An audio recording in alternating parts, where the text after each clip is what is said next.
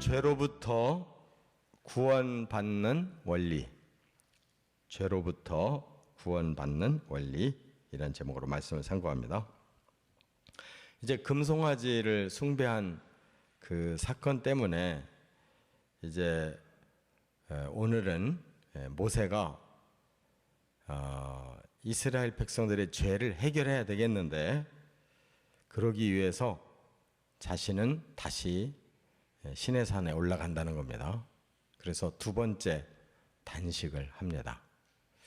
그런데 모세 혼자서 해결할 수 있는 일이 아니고, 이제 죄를 진 당사자들, 이스라엘 백성들이 해야 될 일이 있고, 또 자신이 물론 중보해야 될 일도 있고, 뿐만 아니라 이제 하나님이 결국은 해결해 주셔야 되잖아요. 그래서 이 구원의 원리는 이 3자, 말하자면 죄 지은 자, 또 중간에서 이 죄를 용서받도록 중보하는 자, 그리고 하나님, 이렇게 3자의 관계가 제대로 이루어져야 죄가 해결된다는 것을 오늘 본문을 통해서 깨달을 수가 있어요. 그래서 세 가지로 말씀을 나눌 수가 있습니다. 첫째는 30절 상반절에 보면 큰 죄를 범했음을 깊이 깨달아야 한다 하는 거예요. 그러니까 죄를 진 당사자가 자기가 죄를 진 거를 모르고 있다든지, 너무 가볍게 생각한다든지, 아니면 거기에 따라 벌이 온다는 사실에 대해서 두려움이 없으면 그는 죄가 해결될 수가 없어요. 오늘날 이 세상이 왜 이렇게 범죄가 점점 더 많고 깊어지느냐 하면 사람들의 마음에 죄에 대한 인식이 없어서 그래요. 죄는 반드시 벌이 있고, 죄를 많이 지면 이 벌이 크다는 거, 이것을 사람들이 깊이 깨닫지를 못하기 때문에 죄에 대해서 가볍게 생각하고 쉽게 저지르고, 그 받는 그 형벌에 대해서 두려움을 못 느끼기 때문입니다. 그런데 결국 모르고 넘어간다고 해서 죄가 넘어가는 게 아니고, 이제 당분간만 죄에 대한 형벌이 없는 동안만 모르는 거지, 결국은 무서운 형벌을 받기 때문에 해결할 수 있는 방법은 죄를 범한 자가 이게 큰 죄를 범했구나, 이렇게 되면 큰 형벌이 오는구나, 이걸 깊이 깨달아야 된다, 그 말입니다. 지금 이스라엘 백성들에게 모세가 얘기하는 것이 너희들이 지은 죄가 얼마나 큰 건지 스스로 깨달아라, 이걸 지금 강조하고 있어요. 근데 정작 이스라엘 백성들은 이게 약해요. 그래서 이렇게 본격적으로 이제 하나님이 이스라엘을 징계하기 시작했는데, 여기서 금송아지 사건으로 징계를 해서 3,000명이 죽었잖아요. 그런데 오늘 본문 35절에도 보면 여호와께서 백성을 치시니 이는 그들이 아론이 만든 바 그 송아지를 만들었습니다라. 근데 여기서 치셨다라는 말을 원어를 보면 이게 역병, 말하자면 하나님이 직접 치시는 방법, 그게 전염병이라는 겁니다. 앞에서도 이스라엘 백성이 3,000명이 죽었어요. 하나님이 지시해서 그 주동자들을 색출해서 이미 처벌을 했는데 그것으로 끝난 게 아니에요. 그렇기 때문에 모세가 그걸 알고 다시 당신들이 죄에 대해서 회개를 해야 된다라고 지금 선언하고 있는 거예요. 근데 결과적으로 끝까지 말하자면 회개하지 않은 사람들이 많이 있었던 것 같아요.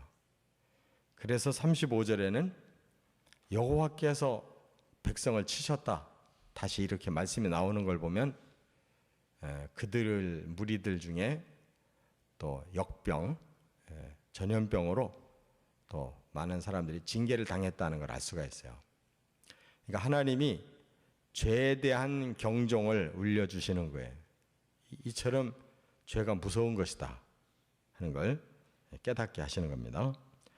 두 번째는 어떻게 해결해야 되느냐. 여기 30절 하반절부터 32절까지 보면 속죄를 위한 중보가 있어야 한다 하는 거예요. 속죄를 위한 중보. 이게 뭐냐? 속죄라는 것은 죄를 속한다, 없앤다는 말인데 사람이 죄를 저질러 놓고 자기 스스로 속죄할 방법이 없어요. 죄를 지면 벌을 받아야지 이 죄를 그냥 없앨 수가 없어요. 그래서 짐승에게 속죄를 시키는 겁니다. 짐승에게 속죄를 시켜요. 그래서 짐승을 잡아서 바침으로써 죄의 값을 치렀다 하고 용서받는 거예요. 그게 제사법이라는 거예요. 그런데 그것만 가지고 안 되잖아요. 그래서 모세가 자기가 속죄를 위한 중보자가 되려고 올라가겠다고 다시 하나님 앞에 가서 단식하겠다고 이렇게 지금 선포하고 올라가는 거예요. 말하자면 모세는 자기 목숨을 바쳐서라도 하나님 앞에 이스라엘 백성들의 죄를 해결받겠다는 거예요. 그래서 올라가서 하나님 앞에 뭐라고 기도했냐면 이렇게 이스라엘 백성이 너무 큰 죄를 저질러서 너무나 슬픕니다. 그러니까 모세가 대신 회개를 해요. 너무너무 큰 죄를 저질른 이 슬픔을 하나님 앞에 토로하면서 이 백성의 죄를 사해 주십시오. 만일 그렇지 않다면 그냥 차라리 저를 죽여주십시오. 뭐라고 자신을 희생하려고 했냐면 그 기록된 책에서 이 말은 이 뒤에 계시록에 보면 생명의 책이죠. 하나님 나라의 백성 된 그 생명록에서 자기 이름 지워달라고 이렇게 말을 했어요. 그러니까 자기는 목숨만이 아니라 영원한 생명까지도 저들을 구원하지 못한다면 자기가 책임이니까 자기가 다 당하겠다는 거예요. 이렇게 중보를 했어요.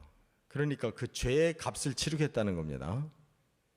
하나님이 용서하지 않고는 자기도 이 백성들을 위해서 끝까지 책임을 지고 희생하겠다고 이렇게 각오를 하나님께 말씀드렸어요. 이게 바로 예수 그리스도의 속죄 원리입니다.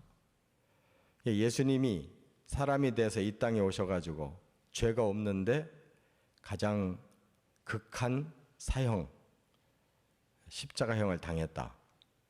그리고 베드로서 같은 데 보면 음부에까지 내려가셨다 그랬잖아요. 그 말은 사람들이 받아야 될 그 죄의 값 대신 예수가 다 받으셨다는 거예요. 그러니까 이 속죄의 중보가 있어야 하나님이 죄를 용서할 수가 있는 것입니다. 그렇기 때문에 이스라엘 백성들은 아직 그걸 잘 몰라요. 그래서 깊이 깨닫고 그 속죄에 대한 필요성을 알고 하나님 앞에 회개해야 되는데 그걸 아직 모르는 거예요. 그래서 모세만이 지금 죄의 두려움을 알고 거기에 대한 희생을 해서라도 이스라엘 구원하겠다고 중보하고 있어요.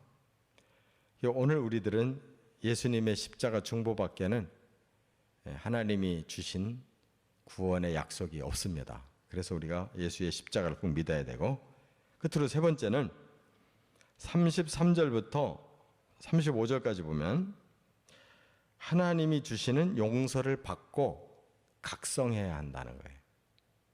뒤에 각성이 붙어야 돼요. 용서만 받고 끝나는 게 아니에요. 하나님 분명히 경고하셨어요.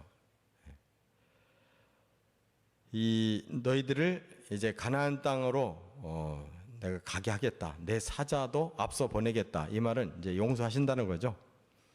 이스라엘 공동체를 내가 그대로 선민으로 용서하고 그 길을 가게 하겠다는 거예요. 그러나 다시 범죄하면 반드시 보응을 준다 그랬어요. 이 말은 너희들이 지금 회개하고 지금 용서를 받는 거지 이번 한 번의 용서가 모든 것이 다 해결된 거 아니라는 거예요. 그래서 앞으로 죄짓지 않도록 각성하라고 하나님이 경고하셨어요. 그런데 이 민수기에 보면 하나님이 뭐라고 말씀하는가 하면 너희들이 나를 10번이나 반역했다 그러셨어요. 40년 광야 생활 중에 하나님이 크게 기억하는 것만 10번의 반역을 저질렀다는 거예요. 이런 죄들을. 그러니까 이스라엘이 각성을 못한 거죠. 죄에 대해서 큰 각성을 못하고 그냥 자기들 중심으로 살다가 힘들고 뭐가 상황이 안 좋으면 바로 원망 불평하고 하나님 시험하고 대적하고 이랬거든요. 그래서 그게 반복된 것이 작년 60만이 다 죽은 거예요. 그러니까 하나님의 구원 원리라는 것은 이게 단순한 게 아닙니다. 죄는 반드시 해결받아야 되는데 바로 중보가 필요하다는 거, 그리고 용서받았다고 모든 게 다 해결되는 게 아니라 계속 죄를 이길 수 있는 각성하는 삶이 필요하다 하는 말씀입니다.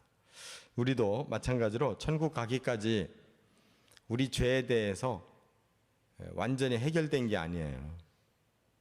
한번 예수 믿었다고 죄가 완전히 해결됐다, 이건 잘못된 교리입니다.